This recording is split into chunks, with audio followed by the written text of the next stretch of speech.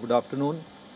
The Ministry of External Affairs continues to closely monitor the evolving situation in West Asia and the Gulf region. जैसे कि मैंने कल भी कहा था कि मैं दोहराना चाहूँगा कि पश्चिम एशिया और खाड़ी के क्षेत्र में रहने वाले और कार्य करने वाले लगभग 1 करोड़ भारतीय नागरिकों की सलामती, सुरक्षा और हिफाजत हमारे लिए सर्वोच्च प्राथमिकता है और हमारे मिशन भी नियमित रूप से जारी की जा रही एडवाइजरों में अन्य बातों के साथ साथ भारतीय नागरिकों के लिए और सहायता हेल्पलाइंस के बारे में, उड़ानों की उपलब्धता, हम उनकी कॉन्सुलर सर्विसेज और मिशनों और कौंसलों द्वारा स्थापित बाकी समन्वय तंत्र की जानकारी भी दी जा रही है। विदेश मंत्रालय ने एक विशेष नियंत्रण कक्ष स्थापित किया है, जैसे कि अभी बताया गया है, और सभी आवश्यकता जानकारी यहां से भी प्रदान की जा रही है। हम राज्य सरकारों के साथ भी लगातार संपर्क बनाए हुए हैं। यूनियन टेरिटरीज के साथ भी हमारा संपर्क लगातार, सबके साथ हमने मैकेनिज्म सेटअप किया है जिसमें हम लगातार उनको हेल्पलाइंस पे, बाकी उनसे इंफॉर्मेशन शेयरिंग के लिए संपर्क बनाए हुए हैं। हमारे जो इस दूतावास और उन्होंने भी केंद्र समस्त क्षेत्र में भारतीय समुदाय को जानकारी प्रदान करने और सहायता प्रदान करने के लिए 24 घंटे काम करने वाली हेल्पलाइंस और वो भी स्थापित करी गई हैं। Mission and ports are also maintaining regular contact with a large number of resident community organizations which are spread across the region to disseminate information on a real-time basis. Let me update you on the latest flight and airspace situation in the region. Since February 28th, around 150,000 Indian nationals have returned to India. In UAE, regular non-scheduled commercial operations are operating from various airports and availability of flights have improved. Flights are available for travel. From Qatar, in the last few days, about 2,900 Indians have returned to India on Qatar Airways flights. Some have come via Saudi Arabia also. And 1 or 2 flights are expected of Qatar Airways daily to come to India in the next few days. In Saudi Arabia, the airspace continues to remain open. From Riyadh, yesterday Air India Express and Indigo have started flight operations, and regular flights are also available from Jeddah, Medina and Dammam. In Bahrain, Gulf Air has started operations from Dammam in Saudi Arabia, and flights are coming to Delhi, Mumbai and Kochi. So far, more than 1,000 Indian nationals have used these flights to return to India. And in Kuwait, since the airspace is shut, the Kuwait-based Jazeera Airways is operating from AQI airport of Saudi Arabia, and it is also expected that they will start flights to India soon from this airport. In Iraq, the airspace is closed, but we are facilitating travel of Indians from Saudi Arabia. I wish to share with all of you an incident which has happened in Sohar city in Muscat today. There was an attack, and in this incident 2 Indian nationals have died. We express our deepest condolences to their families. Of the 11 injured, 10 are Indians. Out of them, 5 have been discharged after receiving treatment, and 5 others are receiving treatment in local hospitals. None of them are reported to have serious injuries. Our mission is in close touch with the concerned company and local authorities and is rendering all assistance. Finally, an update on Safe Sea Vishnu, which came under attack on the 9th of March 11 near Basra in Iraq. The 15 crew members have been safely evacuated and are currently lodged in a hotel in Basra. Efforts are also underway to transport the mortal remains of the deceased Indian national and for safe repatriation of the 15 rescued seafarers. Our mission team is in Basra and is rendering all assistance. Thank you. धन्यवाद। हमारे साथ सूचना और प्रसारण मंत्रालय से संयुक्त सचिव सेंथिल राजन जी हैं। सेंथिल राजन, आप मीडिया और उससे रिलेटेड कुछ पब्लिक इन्फॉर्मेशन के इश्यूज पे ब्रीफ करें। धन्यवाद sir. Good afternoon everyone. We just want to say that as per the media reports, there's a lot of information coming in that state governments have started acting against hoarders and black marketing. A lot of reports have come in, and channels are also showing it. But as Madam had mentioned, I think we appeal to the public to book their LPG cylinders on the official websites and through IVRS calls, SMS booking, WhatsApp booking, and mobile applications of the oil marketing companies.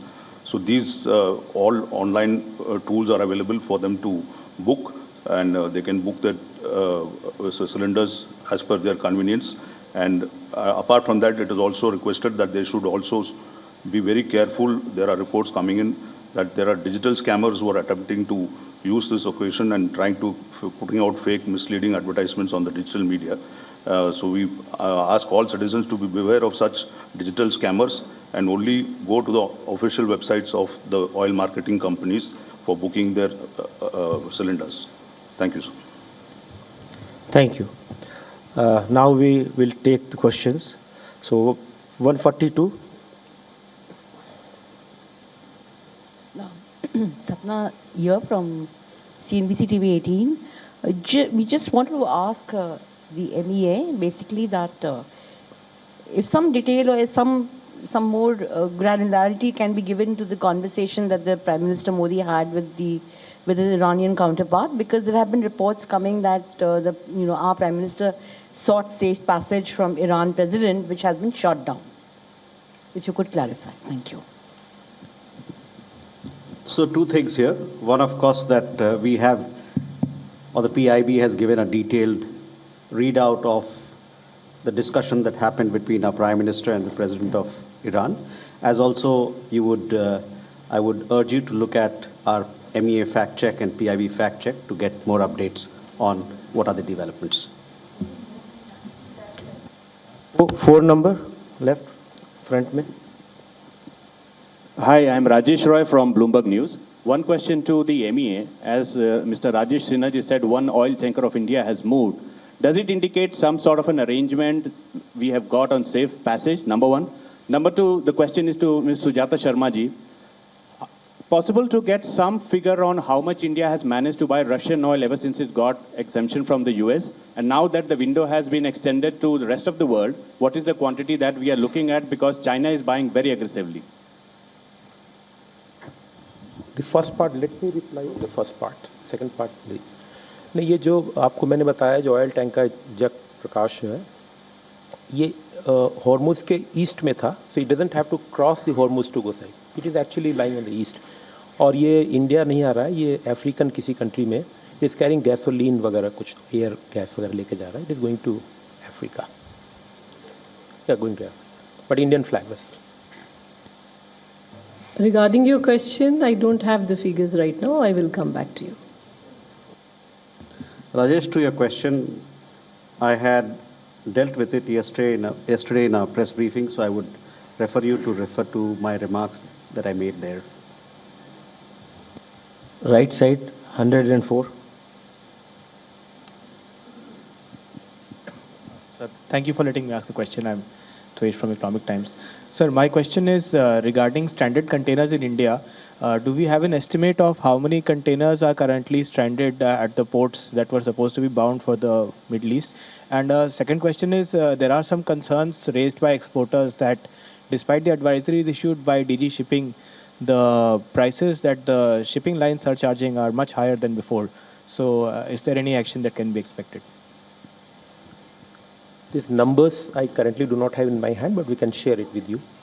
Secondly, about the advisories जो जारी हुई है, DG Shipping ने advisory जारी की है. The point which you raised about the prices being charged, DG Shipping has issued an advisory a few days ago on this. Center 789.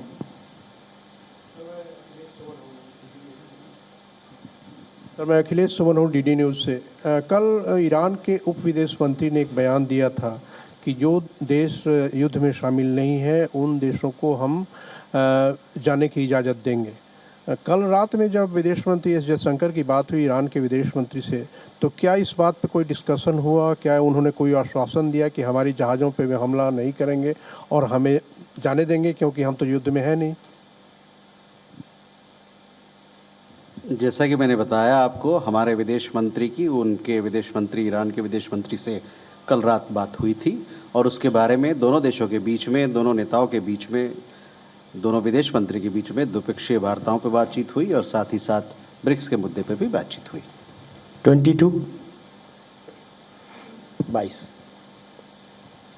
Sir, I am Deepak from Times of India. I have two questions. One for Mr. Sinha. Today there was a tweet by Kandla Port saying that they are getting ready to accommodate almost like 48 ships in next 72 hours. And I know that Shipping Secretary has already directed to all ports, major ports, to be ready for ships that's coming back. So any status on how many ships are coming back to the major ports? And one thing to ma'am, from the Petroleum Ministry, I think this LNG supply to fertilizer plants have been cut down by 30%. So is there any report with you how many plants are under maintenance or they have stopped production?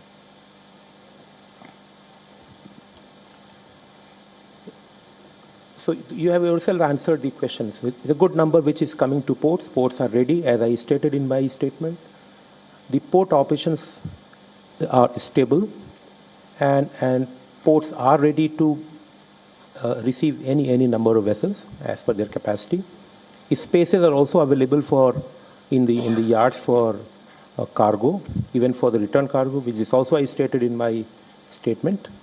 And even the export cargo or the import cargo as transshipment cargo, there is an advisory issued to all the ports. So they are ready for receiving as many vessels as per their capacity.